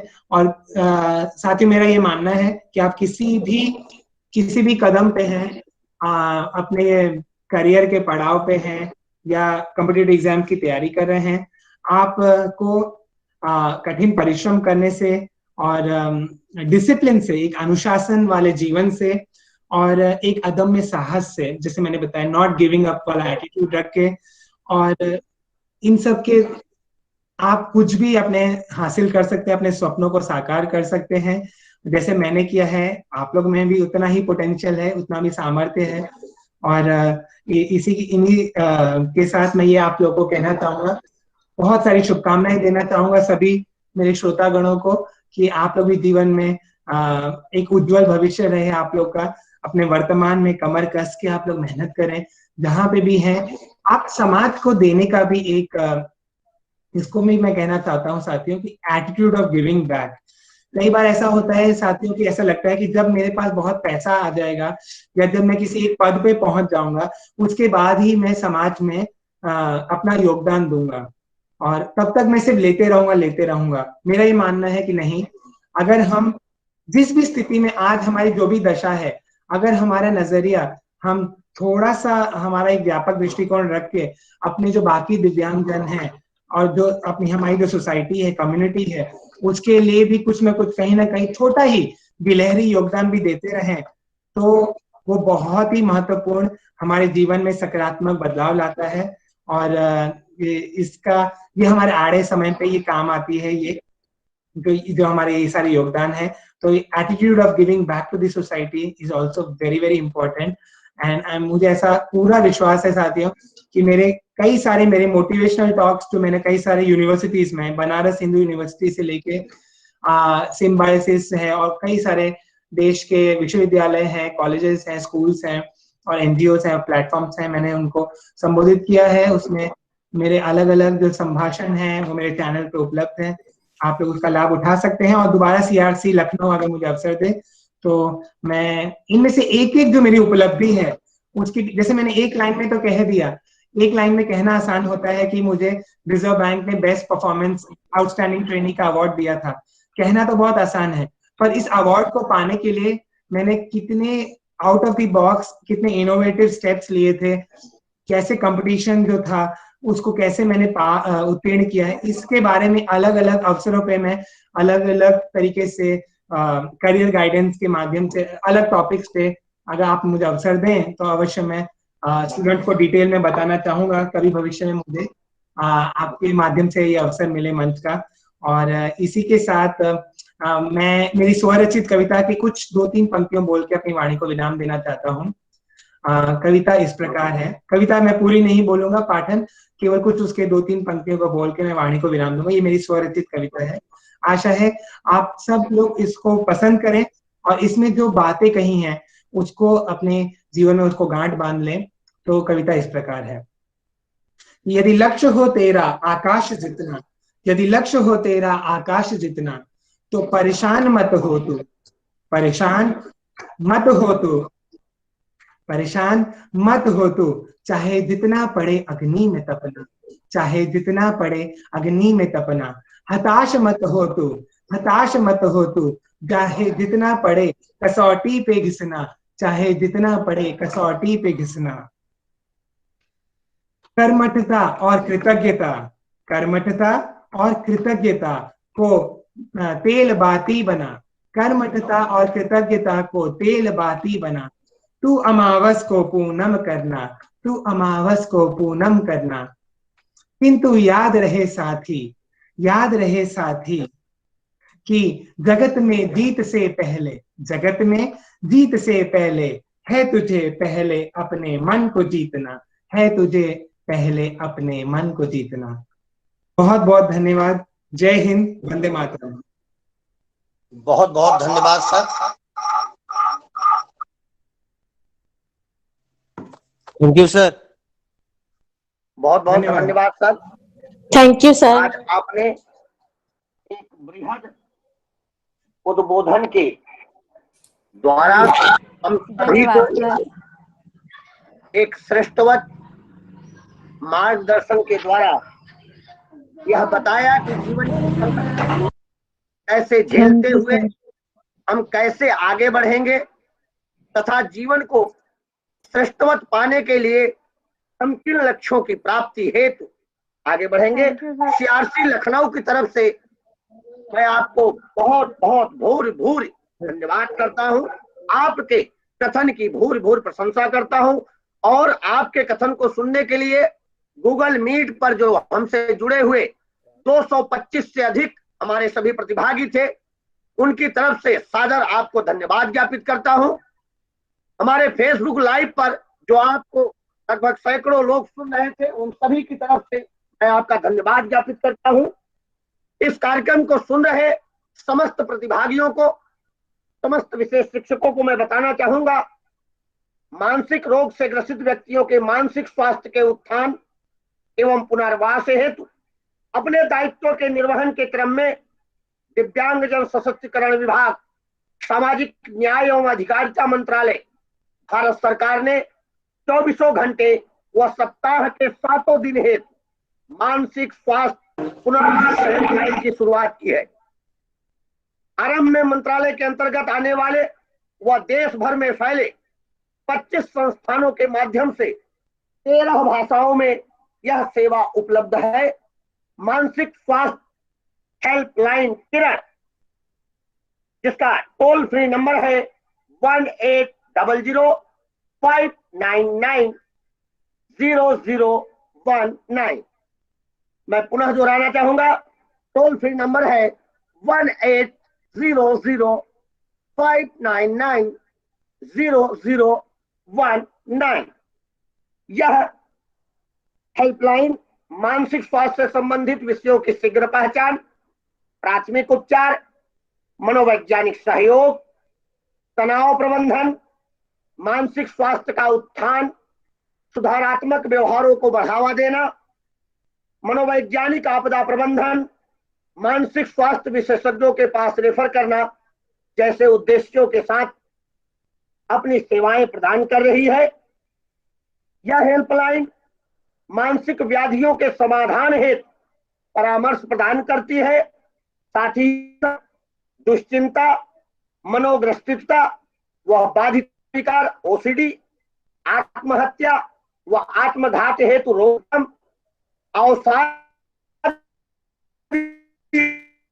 उदासी,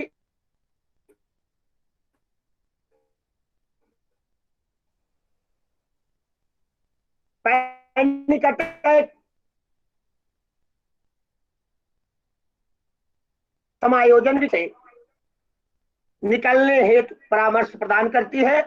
तो इस हेल्पलाइन से लाभ उठाने हेतु आप सभी मानसिक स्वास्थ्य पुनर्वास हेल्पलाइन किरण, जिसका टोल फ्री नंबर 1800-599-0019, इस पे जाकर के मानसिक स्वास्थ्य संबंधित सुदृढ़ता को प्राप्त कर सकते हैं।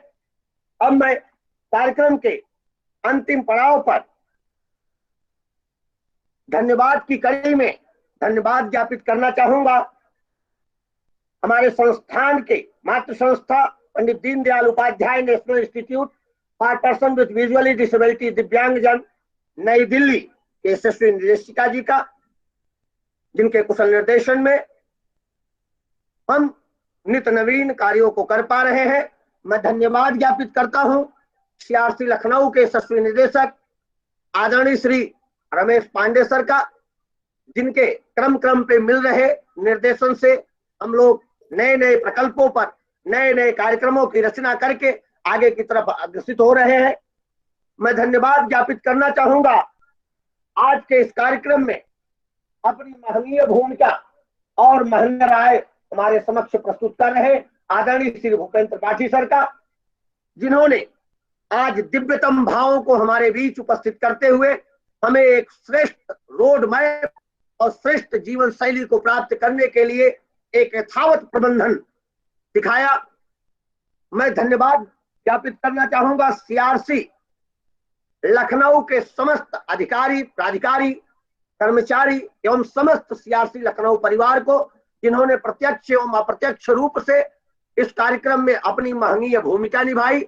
तथा मैं धन्यवाद ज्ञापन की अगली कड़ी में भूरि भूरि धन्यवाद, बहु धन्यवाद ज्ञापित करना चाहता इस कार्यक्रम में अपनी महत्वपूर्ण भूमिका और अपना महत्वपूर्ण समय दे रहे 250 के करीब हमारे सभी प्रतिभागियों का, जिन्होंने आज हमसे जुड़ करके सीआरसी लखनऊ का गौरव बढ़ाया तथा आज के इस कार्यक्रम में अपने ज्ञान वर्धन को श्रेष्ठवत प्रदान किया। तो मैं नागेश कुमार पांडे सीआरसी लखनऊ परिवार की तरफ से आप सभी को धन्यवाद ज्ञापित करते हुए सादर प्रणाम करता हूं और इस कार्यक्रम को आधिकारिक रूप से यही पूर्ण करने की घोषणा करता हूं। सभी को बहुत बहुत धन्यवाद।